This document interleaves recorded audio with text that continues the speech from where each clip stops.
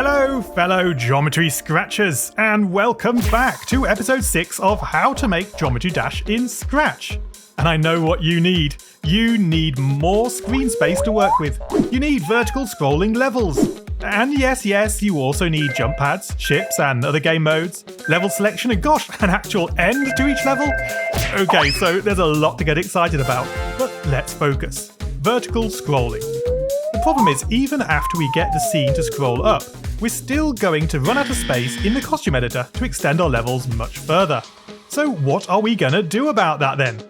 Well, don't you think this floor in each costume is a bit of a waste of space? Are you thinking what I'm thinking? If so, then drop me a comment right now, but hold the phone. Also in this episode, crazy new game mode invented, Geometry Crawl. Stay on target. Watch out for that wall. Stay on target. More on that soon enough, because it's time to load up our projects from episode 5, and remember to save them as a fresh new copy. Guys, this is episode 6. Let's get scratching!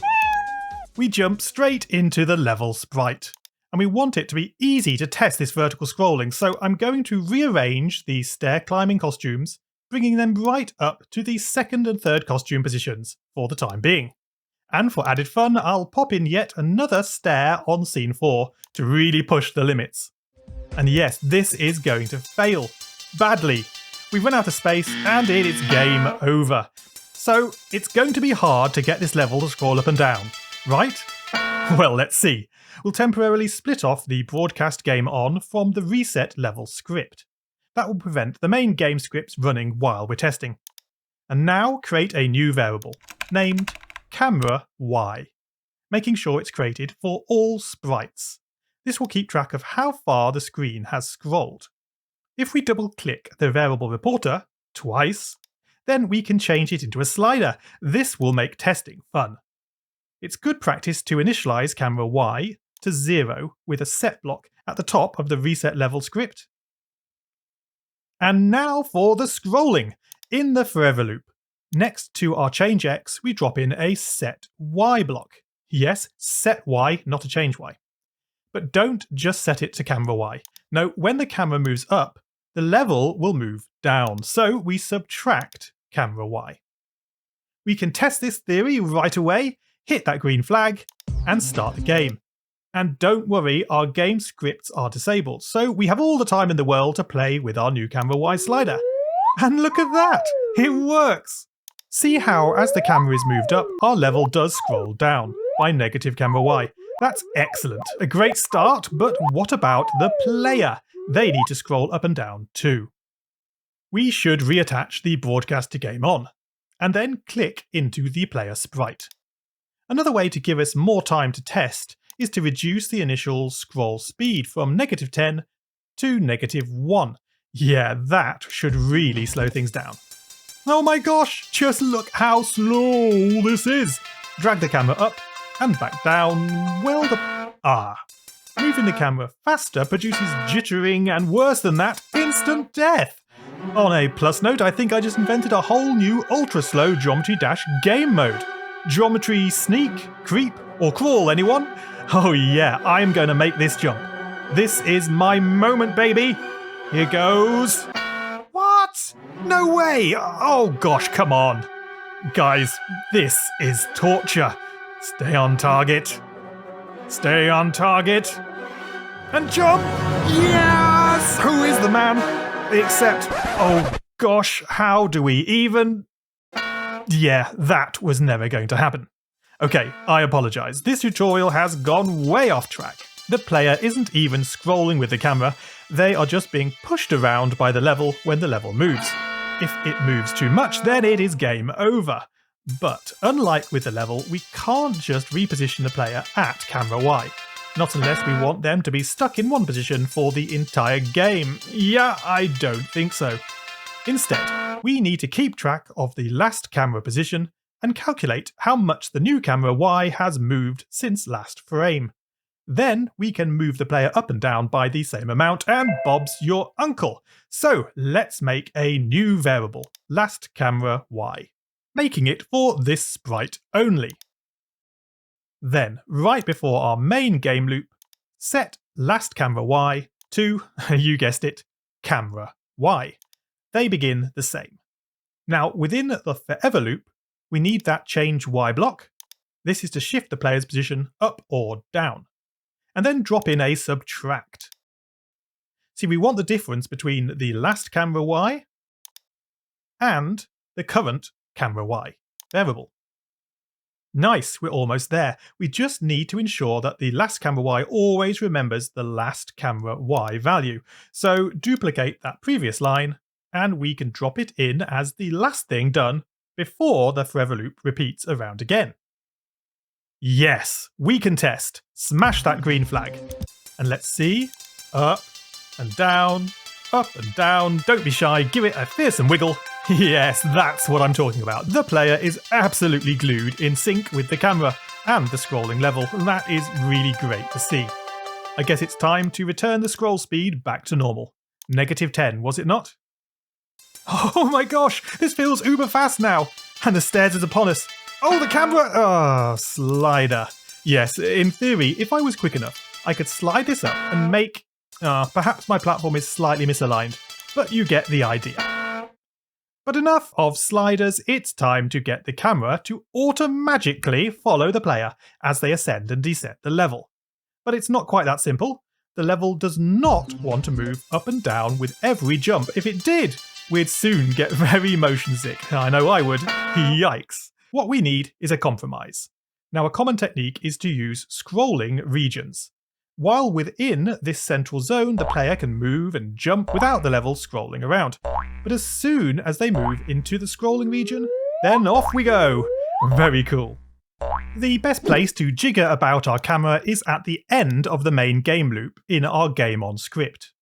And we'll make a new custom block, naming it camera tracking, and run without screen refresh.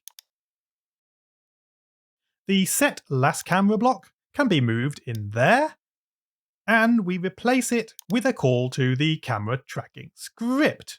Excellent. Then, in some free space, firstly, where shall we place the top boundary of the scroll zone? Somewhere around the 100 mark, I think. It has to be surprisingly high to allow for their jumping. So, if greater than, if the player's Y position is greater than 100, then we scroll up. Change camera Y by 4. That seems logical, so let's just give that a shot. Up the stairs, and what do you know? It's actually working. With each jump, the camera is pushed up that little bit higher, and what a difference that already makes. Yeah! Now we just need to bring it back down again. If less than, if the Y position is less than, around where the player is now, that's -40, then we scroll down by changing camera Y by -4 this time. Smashing green flags now. Up, up, up, and down. Yes, that's pretty neat, but also a little unresponsive to the player's position. We need this to be a lot more snappy, getting the camera back down to the ground level. The solution is to scroll things faster when there's a greater distance to scroll over. To achieve this, we calculate how far over the scroll region they have travelled by subtracting from the player's Y position the top of the scroll region, that's 100, so they are 35 pixels above it. Then, to make the motion smooth, we multiply that answer by a fraction, say 0.2. That gives a speed of 7, and this speed reduces as we move the player closer to the boundary of the scroll region. Nice. But we don't like these fractional results, so we can drop it all inside a round block to round it off. 3. Brilliant. Pop that into the first change camera Y block. Now for the scrolling down. Duplicate the same expression and replace that 100 with -40. Yes, that is still -40. And I'm just going to tweak the smoothing value to 0.15. We can play with these values more later on if we want, But right now, let's see what a difference this has made. And yeah, the floor returned into view far quicker. That's great. Now before I move on though, it might be worth making double sure that the level is prevented from scrolling down too far below 0. Just in case, if camera Y is less than 0. Then we set camera Y back to 0 again. Simple.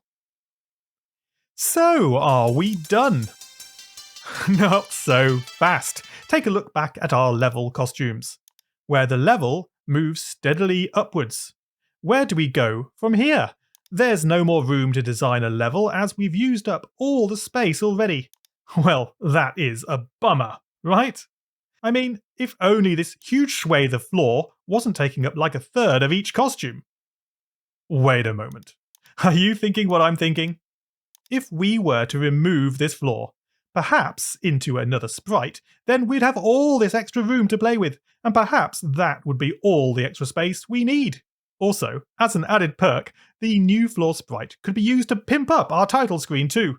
Awesome, let's do this! We begin then by duplicating the entire level sprite, and move it next to the level, and then rename it as floor. Now, making sure we are definitely still in the new floor sprite, we ferociously move all but the first costume. All we want is the floor, so zoom out, and if you drew the top and bottom rectangles to allow for off-screen scrolling, then you'll probably agree these are going to cause us problems as they now get scrolled into view by a change of camera Y. Well, we can safely delete the bottom one at least, but the top one? That's another story. We still need it to allow the sprite to scroll off screen, so instead, we're going to make it invisible. Yep, that's right. Bring it down into the center of the canvas, and with it selected, simply change its fill and outline to transparent. And it's gone? No, it's still there, and you can select it by clicking its outline. Or easier still, dragging a selection marquee over it. And boom, there it is, selected once more. So, it's coding time. We're only using a single costume, so remove the switch costume block. And since the floor wants to be visible now on the title menu, we're going to separate the scripts from under the set camera Y. They will be run on a green flag in a moment. Oh yes, but when we do reset the level, also reset Y to 0. Now, when green flag clicked. Since this is only run the once at project startup, we don't need to bother deleting clones or even hiding this sprite. So it's these scripts that remain and can be attached under the when flag clicked block. Oh wait, I see another change costume. Get rid of that one too. And remove the broadcast to game on. Talking of which, when I receive game on, we'll bring this floor right to the front of the level where it belongs. And to get the floor scrolling even on the title screen, we need to set scroll speed to -10. Now this is exciting. It's time to smash that green flag and... well, I can't deny that's a little underwhelming. It ain't scrolling. Oh, I forgot. Click into the menu sprite because we've left in the fake floor. Yes, there you are. Isn't that funky? A scrolling floor right from the word go. So, does the floor work in your game too? Well, apparently it might be, but it's hard to tell if the floor is showing since our level also has a floor baked into their costumes too. Guys, we'd better take a look. Click back into the level sprite. Yes, we are still suffering greatly from an abundance of floor, and we don't need them anymore. Take a look at costume 1. And zooming right out so that we can see everything, during this process we're going to not only remove the floors but also any of the red bars. So for this costume, that's literally everything. Goodbye! And because the floor is in a separate sprite now, this works just fine. Well, almost. The lack of red rectangles is causing scene 3 to not appear. We'll address that soon enough. Let's move on to costume 2 though. And this is where it gets a little fiddly. So pay attention. We remove the floor and any red rectangles. Remember to be zoomed out for that. And now we want to move the rest of the level down to sit on the bottom edge of the canvas. That will give us lots of delicious space above to play with. But before you rush gung-ho into dragging costumes around, remember that it's very important that each costume remains perfectly lined up across the level, not something easy to achieve when dragging these individually by hand. So instead, select everything. You can press Ctrl A if you like, and then make sure you are at the default zoom. Just click the equals button there. Then, while holding the Shift key, tap the down arrow. Shift and an arrow will move the selected shapes down by exactly 15 pixels, as long as you're at the default zoom. Okay, so repeat this, 2, 3, counting them off until we reach the bottom of the canvas, 7, 8. It's best if the level ends up right on the bottom edge or just below. Now remember that 8, or whatever it was you got, because then we need to move on to the next costume and repeat that procedure exactly as before. Delete the red rectangles and the floor, and then with all the other shapes selected and at the default zoom, hold Shift and tap the down arrow, the exact same number of times, 8 for me. This will ensure all our costumes remain perfectly lined up as they were before in our game.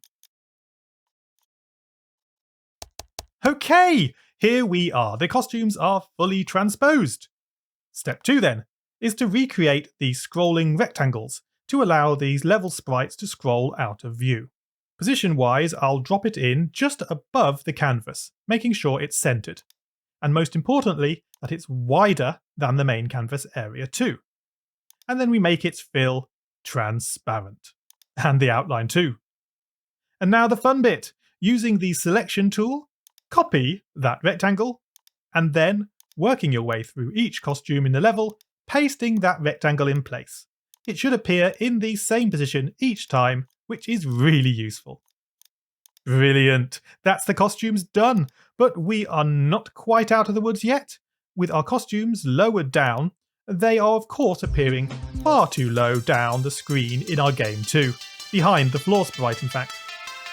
Not a problem. Into the level code we go. See over here where we are positioning the Y position of the level sprite? We need to add to that the same amount that we shifted the level costumes down by. And that was 8 down key presses for me. And if you recall, each press was worth 15 pixels. 8 multiplied by 15 is 120 pixels exactly. So whatever your total comes to, pop that into the left of this set Y position block, and we can give it a whirl. Oh my word, the level returns, and it's not looking any the worse for all my tinkering. And that really opens things up for us to expand our level design extensively. And here is the fruit of my labour, my updated costumes for the start of the Stereo Madness level. If you want them for reference, then, well, here they are. And you can see we certainly needed that extra space in these higher up zones, even pushing a little further off the canvas top where necessary. Oh, and this? You saw that, did you? Yeah, I drew that myself, and it's pretty good, I thought. But your guess is as good as mine as to what it's used for. I guess it's got something to do with the next episode. Shall we check this level out in full? And the timing is now a lot better and closer to the original. I had to move the stairs closer together, otherwise you get out of time, and yeah, that is a problem. It turns out my jump height is a bit too high. Now to compensate, I went in and tweaked the physics of the game, increasing gravity from -4 to -4.3. That will pull the player down just a little bit faster, and to match the resulting faster jump, increase the rotation to 15 degrees. It's not a big change, but I think it makes all the difference for my updated level design. The player is now synchronized perfectly with the jumps, and especially the classic Geometry Dash staircase. Yeah, this is the bee's knees! Don't ever feel scared to play around with things like this until you get the game just right. So guys, we are all but ready to wrap up this episode, but just before I do, we have to fix this glaring problem. It happens when we restart mid-game. Make sure you are in the player sprite, and then click the green flag and start the actual game, but immediately stop it again before we begin to jump. That means the player is flush with the ground, and that we can now drag a fresh GoToXY block from the palette to under the when flag clicked script. And we are guaranteed now to have the player in just that sweet spot. While we're at it, we might as well also point in direction 90, so that they are always facing up. And that is all there is to it. Wow, haven't we made some excellent progress today? With the new camera tracking and the extra level height to work with, our games are surely way cooler and way more fun to play. So what's next? As promised, we'll be adding a new game mode, the ship form. And guys, I'm dead excited about that. How about you? So if you're enjoying this series, please do hit that like button. It's completely anonymous and helps promote my videos, so there's nothing to lose. Also, if you don't want to miss any future videos, do ensure that you've subscribed to this channel and that you click the bell icon to be alerted the moment the next video drops. I do also offer a channel membership for those who want access to my fun channel emoji, or early access to videos, or even access to the Scratch projects themselves. Yeah, so join if you can. Your support is very, very welcome, so thank you. Also, just in time for the holiday season, I've got some excellent Griffpatcher merch. Oh, happy day. But guys, I'm afraid that is all we've got time for today. Thank you for watching. Have a great week ahead and scratch on, guys.